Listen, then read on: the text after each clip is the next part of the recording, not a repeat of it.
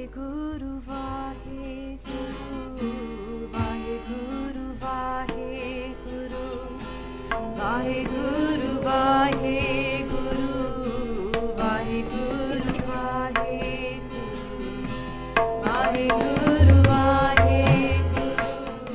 Years ago, Okay. so we're the youngest major religion, fifth largest in the world, but we don't really convert people, so that's why we don't really tell people too much. So there's like an effort to kind of make people aware of who we are. Oh, nice.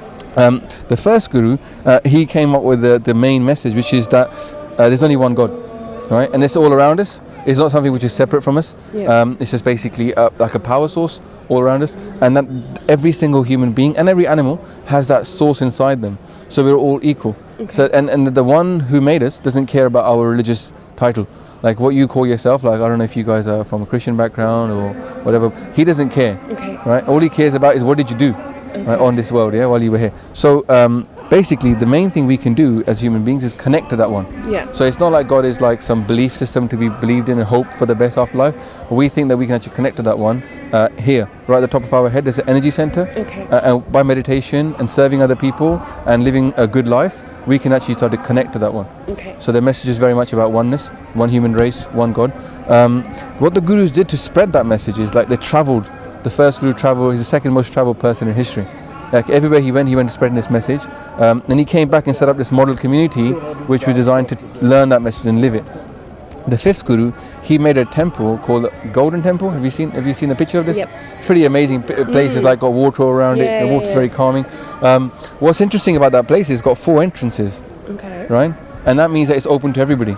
So like, for example, you can't go to Mecca if you're not a Muslim. Yeah. Right? But you can go to this place if you're not. Yeah. Everybody's welcome there. Okay. And also, he although he was killed by Muslim fundamentalists who wanted to convert him, Yeah. his son actually made a mosque for some Muslims who didn't have a mosque. So he was like, I don't care, you know, we're all one people, and you want to pray to God, same God as I have, there's only one. So they made a mosque for them, right? So he wasn't like about, trying to, convert them to his religion. Yeah. And his son, the ninth guru, he ended up saving the whole of Hinduism from extinction, right? He actually was beheaded in fighting for the right of Hindus to practice their religion. Okay. So the head of the religion gave his life for other people to practice their religion. Right. Yeah. So he wasn't like about trying to get people to follow him, but more about that we should follow the one. Okay. Yeah. Now, in terms of the interesting facts, like right now we follow the scripture. Yep. That's our guru. We don't have any other kind of thing that we follow. We follow scripture. Yep. The scripture doesn't just have the writings of the gurus. It has writings from other people of other religion. The gurus made it. They compiled it. They sealed it. Yeah. But when they made it, they put in writings by Hindus and Muslims in there, which were all about God.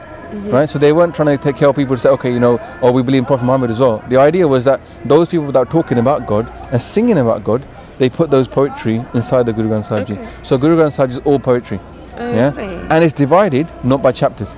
Like most books you see out there in the world, right? They're divided by chapters, right? The Guru Granth Sahib Ji is divided by sections of music. So it's divided by music, and we're meant to sing it. The gurus were actually master musicians, and they encouraged us to become musicians as well. And they actually invented instruments and musical notes as well. The last thing for you guys, which quite relevant because you might be hungry. Every Sikh temple has free food. Yeah, and it's open to everybody. There's no like desire for you to become Muslim or Sikh or whatever. Anybody can come in there and have free food. But it's not just served to you like wherever you are. We all sit equally and have the same food. Right, so designed to, instead of saying that we're equal, if we sit together and share a meal, then actually we're proving that we're equal. Yeah? So whether you're rich or poor, or if you're black or white or whatever, we eat together.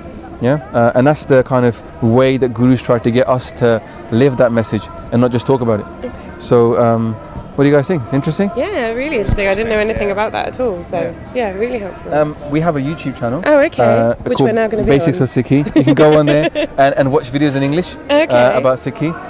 Obviously, again, it's in your own control. If you like it, you can watch it. If you don't, that's fine. The message is very simple. We think everybody can become a Sikh, by the way. It's not limited to people who are Punjabi or anything. Like my wife is a Russian Sikh. But the message is that we're all just one. So whether you're Christian, you can take from this, and next time you see Sikhs, you know what they're about. Oh, okay, right? But we can connect to God. So the key thing is like how we connect to God is we just say God's name again and again and again. We just chant God's name. So like Jesus said, hallowed be thy name, or blessed be thy name. So we think, it is blessed because when you say it, you find him. She just keeps saying them, so we just call God. Yeah, so that's our main way that we connect. Brilliant. Can I ask what's happened here today? Yeah. So what we're doing at the moment here is we're raising awareness of what happened in '84.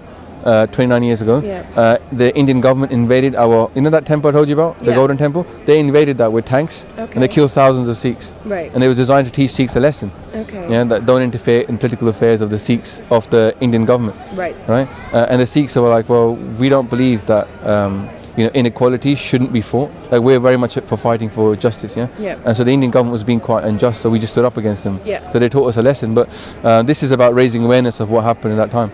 And so for us to remember, what happened in '84. So does the colour mean anything that people are wearing? The orange. The orange kind of. Yeah, orange. We have like a number of colours that you can identify with the Sikhs. There's no limitation, but orange and blue are like the main Sikh colours, and it's kind of like a colour of sacrifice.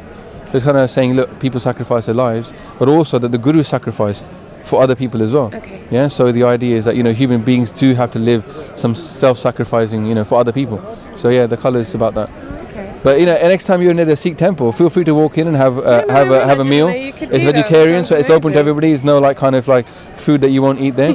Mostly we believe in vegetarianism, but it's not strictly enforced. But it's more we should be encouraged. So yeah, that's our message. Where are you guys from, by the way? London, North London. Okay, cool. All right. Yeah. All right, man. Well, thanks for your time. Appreciate it. Nice talking to you guys. All right, thanks, man. Okay, no problem. If any more questions, you can contact us on Facebook or Twitter. Brilliant. The details are on there. Lovely. All right, thanks, guys. Take care. Bye.